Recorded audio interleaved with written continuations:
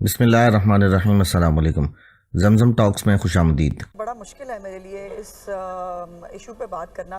और ये वो खातून है जो खुद जिसकी बहुत ही गंदी और घटिया ट्वीट्स आज भी मेरे फ़ोन में मैंने स्क्रीनशॉट लेके महफूज रखी हुई है। तो ये मरीम नवाज़ के बारे में किया करती थी। इनकी ख़वातीन जो है, जब इमरान खान ज़ुमानी जुमले बोल बोल कर जलसाए आम के अंदर जो है वो मरीम नवाज़ साहिबा की तौहीन करने की कोशिश करता था, तब ये सब ख़वातीन उसको सेलिब्रेट किया करती थी। और आज मुझे तो समझ नहीं आती कि दो शौहरों का और एक बीवी का मामला है भाई, इसमें मतलब हम कहाँ से आ गए, इसमें मेरी पार्टी का क्या लेना देना है। अब ये जो भी मामलात थे वो शादी किस तारीख को हुई, नहीं देखिए हम किसी की फैमिली लाइफ क्या तबाह करेंगे जिसकी फैमिली लाइफ कभी रही नहीं। एक फैमिली लाइफ, अब मैं क्या कहूँ, 3-4 फैमिली लाइफ उनकी रही हैं, वो कभी रही नहीं है, उसमें सब में किसी और का कसूर होता है। देखिए ये तो बात एक सेटल्ड फैक्ट है ना कि इमरान खान साहब ने शादी के मामले में झूठ बोला था। और ये खबर जब आ गई थी उस वक्त बाय द वे जो उमर चीमा साहब है जिन्होंने ये खबर दी थी, उनके साथ भी क्या लत्ते लिए गए थे, उनके साथ क्या किया गया था, वो भी ज़बान ज़दियाम है। और उसके बाद जो है वो फिर बाद में जो है वो खुद भी कहा कि जी वो हमने फिर जो है वो 18 को कि फरवरी को, पता नहीं कौन सी फरवरी को उन्होंने शादी की इन एग्जैक्टली। तो फिर आपको तो मुझसे ये सवाल पूछना ही नहीं चाहिए ना। अब इमरान खान जाने, खावर मानिका जाने और बुशरा बीबी साहिबा जाने। अब कुछ बातें हैं जो मैं ज़ाती तौर पर भी जानती हूँ, चूँकि मेरा बुशरा बीबी की शादी से पहले, इमरान खान की शादी से पहले मैं उनको जानती हूँ कि एक थर्ड फैमिली फ्रेंड्स के थ्रू। और बड़ी अजीबोगरीब गुफ्तगू हम सुना करते थे। वो छोटे छोटे जो उनके नवासे हैं वो भी कुछ बात किया करते थे। तो मैं उस साइड पर नहीं जाना चाहती, लेकिन मेरी गुजारिश ये है कि जो सारा आज 52% औरतों को जो है वो लपेट में ले लिया है ना मोहतरमा ने, ये वाला इशू सेंसिटिव है, बिल्कुल माशरती तौर पर भी सेंसिटिव है, शरई तौर पर सेंसिटिव है, कानूनी तौर पर भी सेंसिटिव है। लेकिन ये सेंसिटिव हम लोगों के लिए, जो इसको सुन रहे हैं देख रहे हैं, उनके लिए है। तो जिन्होंने किया है उनके लिए सेंसिटिव नहीं है। और ये जो है वो बस चूंकि इमरान खान साहब का एक प्ले बॉय का एक नेचर है, बस भूल जाएं, उनको हर काम करने की आज़ादी है। उनको अब उनके जो पिछले मामलात हैं, जो उनका माजी है, जो सब कुछ है, नहीं अब वो बिल्कुल ऐसे ही है। अब आपके पास वो इंटरव्यू है, इतना मासूम ना बनो ना। और तुम्हें सारी डिटेल्स उन्होंने बताई थी। नहीं हमारा लेने देना वाकई नहीं है ना, नहीं हमारा लेने देना वाकई, मैं तो यही कह रही हूँ, हम बीच में है ही नहीं भाई। हम कौन है? हमें खामखा इससे तो ये सवाल होना नहीं चाहिए जो हम पे डाला जा रहा है फजूल में। हमारा क्या लेने देना है ये इनके पूरी, जैसे मैंने कहा, दो शौहरों के बीच में बीवी का और उनकी इद्दत। जी बिल्कुल, एक घटिया केस है, लव केस है। और इस जितनी सज़ा और जिस तरह इसकी हाइप है, बेबुनियाद केस है। और और बड़ा अजीब व गरीब अंदाज में ये केस आया और इस पर बात करना बहुत मुश्किल होता है किसी की भी हवाले से इस पे बात करना। और अगर यहाँ तक बात आ गई है तो फिर मेरे ख्याल से बस ही हो जानी चाहिए। इतना घटिया, इतना बिलो द बेल्ट, यानी घटिया से भी अगर कोई नीच तरीन लफ्ज़ है तो वो है ये केस।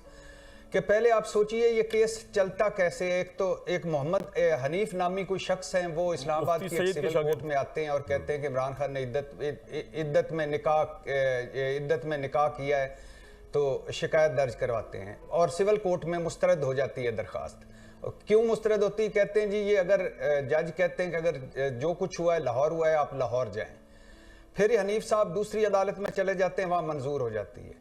अच्छा, कुछ अरसे बाद खावर मानिका साहब जब हिरासत से बाहर आते हैं तो इंटरव्यू देते हैं, तो अगले दिन हनीफ साहब अदालत चले जाते हैं। कहता है चूंकि मेरा इस केस से लेना देना ही कोई नहीं है, लिहाजा मैं अपनी दरखास्त वापस लेता हूं। जज ये भी नहीं पूछते कि लेना देना नहीं था तो दरखास्त क्यों दी। खावर मानिका साहब आ जाते हैं और वो दरखास्त दे देते हैं। अच्छा, उसके बाद मजे की बात है कि हनीफ और खावर मानिका के दोनों के वकील एक ही होते हैं। अच्छा, फिर आ जाइए आला हज़रत खावर मानिका पर। खावर मानिका साहब वो शख्स हैं जो कह रहे थे 5-6 साल पहले कि बुशरा बीबी दुनिया की पाक तरीन खातून है, इमरान खान भले मानस आदमी है, मेरा घर इमरान खान के लिए मुर्शद खाना था, मैंने बुशरा बीबी की तलाक इमरान खान की वजह से नहीं दी। और इमरान खान ने इद्दत की मुद्दत पूरी होने के बाद निकाह किया। अच्छा, अब यहाँ आके उन्होंने ऐसे ऐसे इल्ज़ाम लगाए। 28 साल जिस औरत के साथ जो उनकी बीवी थी, 5 बच्चों की माँ थी, जिस तरह वो बढ़ चढ़ कर बोल रहे थे, वो भी एक शर्मनाक बात है। क्योंकि केस फिर समझ नहीं आएगी कि मैं कहना क्या चाहता हूँ।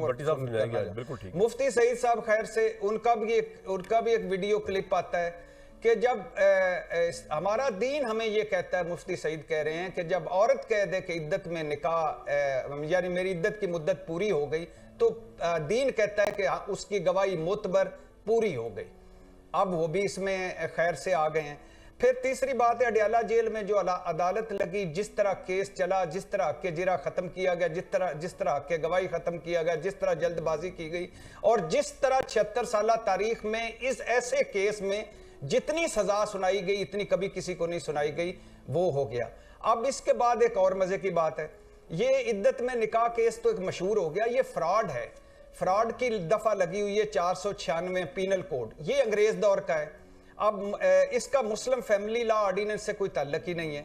और ये उस वक्त था कि जब कोई शादी ढोंग से की जाती थी, जालीपन से की जाती थी, फ्रॉड से की जाती थी कि मुझे जेवर चाहिए, औरत फॉर एग्जांपल चाहती थी कि मुझे जेवर चाहिए या मुझे जायदाद चाहिए, शादी कर लेती थी। खामन चाहता था कि मुझे औरत की जायदाद चाहिए, चीट करना, डिसीव करना। अब यहां खावर मानिका मान रहे हैं मैंने तलाक दे दी, वो सिर्फ उनका ये है कि ये इद्दत में किया, वो तो उनके साथ तो फ्रॉड हुई कोई नहीं। फ्रॉड ये होता कि खावर मानिका की बीवी होती, फिर वो इमरान खान से शादी करती, तो ये फ्रॉड होता।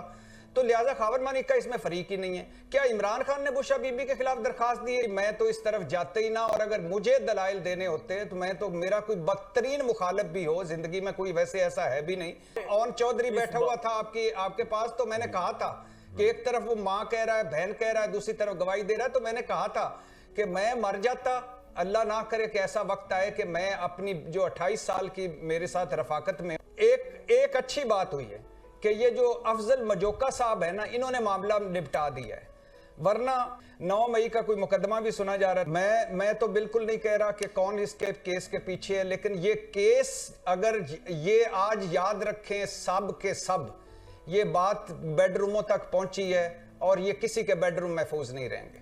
वीडियो को लाइक करें, शेयर करें और कमेंट सेक्शन में अपनी कीमती राय से ज़रूर आगाह करें, और हमारे चैनल जमजम टॉक्स को सब्सक्राइब करना मत भूलें।